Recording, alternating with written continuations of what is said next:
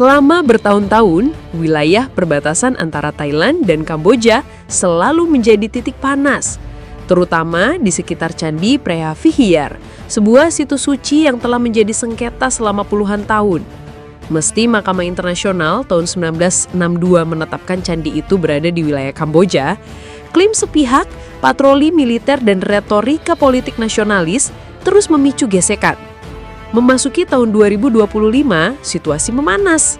Perubahan pemerintahan di Thailand yang melibatkan klan Shinawatra dan tekanan domestik di Kamboja yang dipimpin oleh Hun Manet, putra dari mantan PM Hun Sen, menciptakan atmosfer yang mudah terbakar.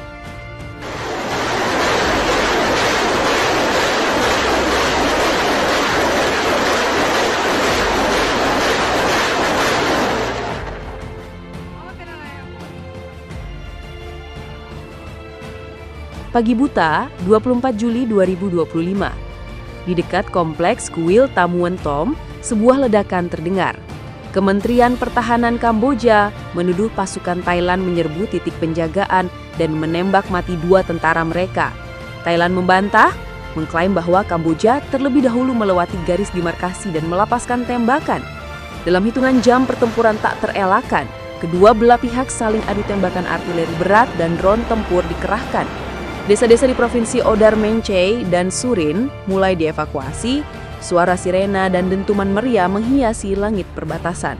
Suasana pertempuran semakin mencekam, warga-warga sipil berlari berhamburan untuk mencari perlindungan.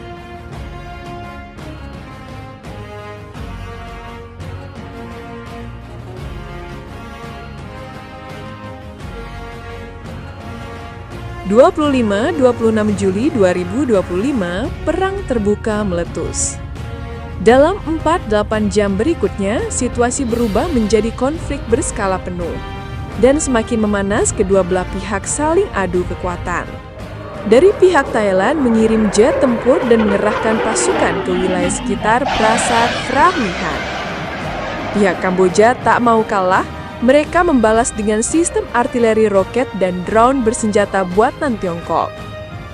Ledakan besar tak terelakkan. Ledakan tersebut mengguncang kota kecil Chong Chom, menewaskan warga sipil dan wartawan lokal. Pemerintah Thailand memberlakukan darurat militer di 3 provinsi timur. Di sisi lain, Kamboja menyatakan siaga penuh nasional dan menutup semua perbatasan barat. 4. Korban sipil dan pengungsian massal.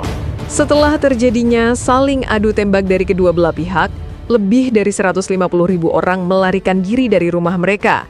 Beberapa membawa anak-anak ke hutan, lainnya berjalan kaki menyeberangi sawah di tengah malam. Untuk mencari perlindungan yang aman, mereka was-was. Jika terkena tembakan, mereka berlari semampu mungkin mencari tempat aman. Ini seperti mimpi buruk yang tak pernah berakhir, kata seorang pengungsi dari Odar Mencey kepada media lokal. Rumah sakit darurat didirikan namun kekurangan obat dan listrik. Tenda-tenda pengungsi dipenuhi anak-anak yang kelaparan dan lansia yang trauma.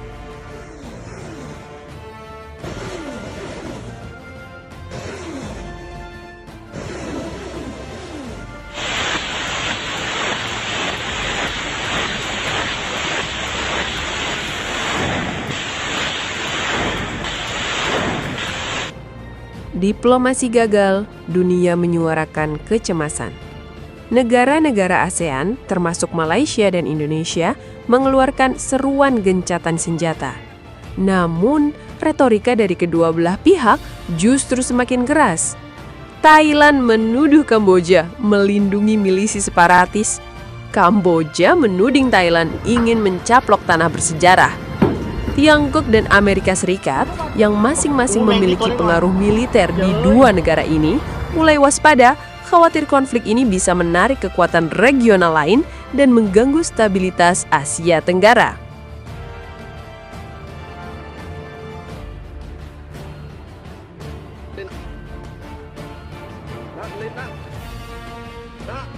Six, korban dan dampak sementara.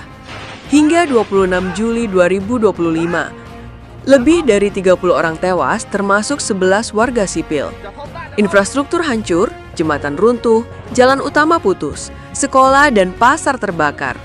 Nilai mata uang kedua negara jatuh dan bursa saham Asia Tenggara mengalami tekanan besar. Konflik Kamboja dan Thailand bukan sekadar soal perbatasan. Ini tentang identitas nasional, harga diri, warisan sejarah, dan kekuasaan politik dalam negeri. Dan kini, dua bangsa yang bertetangga itu, yang dulu saling berdagang dan saling berkunjung, harus saling berlindung dari peluru.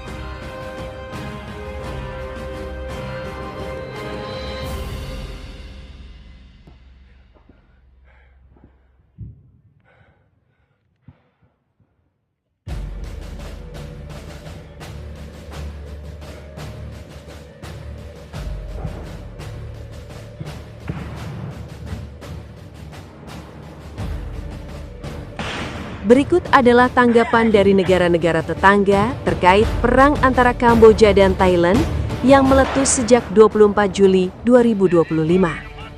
Green Square Part 1, Malaysia, seruan gencatan senjata dan mediasi ASEAN. Perdana Menteri Malaysia, Anwar Ibrahim langsung menyerukan gencatan senjata total dan menawarkan peran sebagai mediator. Voice Speaking Symbol. Konflik ini tidak hanya mengancam rakyat Thailand dan Kamboja, tapi juga kestabilan Asia Tenggara secara keseluruhan. Malaysia meminta pertemuan darurat ASEAN untuk meredakan ketegangan dan mendesak kedua negara agar membuka jalur diplomasi.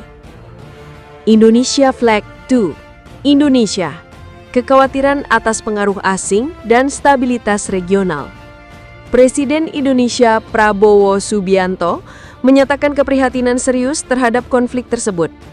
Indonesia meminta kedua negara menahan diri, serta menyatakan, Voice Speaking Symbol, Indonesia mendorong penyelesaian damai melalui jalur ASEAN dan menolak keterlibatan kekuatan eksternal yang dapat memperluas konflik. Indonesia juga meningkatkan kesiapsiagaan militer di perbatasan Barat Kalimantan, meski menegaskan tidak ikut campur. Vietnam Flag 3. Vietnam, sikap waspada, dorongan diplomatik. Vietnam menyatakan bahwa mereka memantau perkembangan dengan seksama dan meminta kedua pihak segera kembali ke meja perundingan. Dalam pernyataan resmi Kementerian Luar Negeri Vietnam, Voice Speaking Symbol, stabilitas di kawasan Indochina adalah kepentingan bersama. Segala bentuk agresi atau provokasi harus dihentikan. Laos Flag 4. Laos, negara netral tapi cemas. Laos yang berbatasan langsung dengan Thailand dan dekat dengan Kamboja tidak mengutuk secara terbuka, tetapi menyatakan kekhawatiran atas masuknya pengungsi dan dampak kemanusiaan. Pemerintah Laos sudah mulai memobilisasi bantuan logistik di provinsi selatan. China Flag 5. China, panggilan untuk menahan diri tetapi diam tentang peran militer. Sebagai alisi takut Kamboja, China menyuruhkan penurunan eskalasi dan penghormatan terhadap kedaulatan masing-masing. Namun, China tidak secara langsung mengecam Thailand. Para analisis memperkirakan bahwa Beijing diam-diam mendukung Phnom Penh dan berusaha melindungi kepentingan investasinya di kawasan. United States Flag 6, Amerika Serikat, seruan damai dan dukung ASEAN.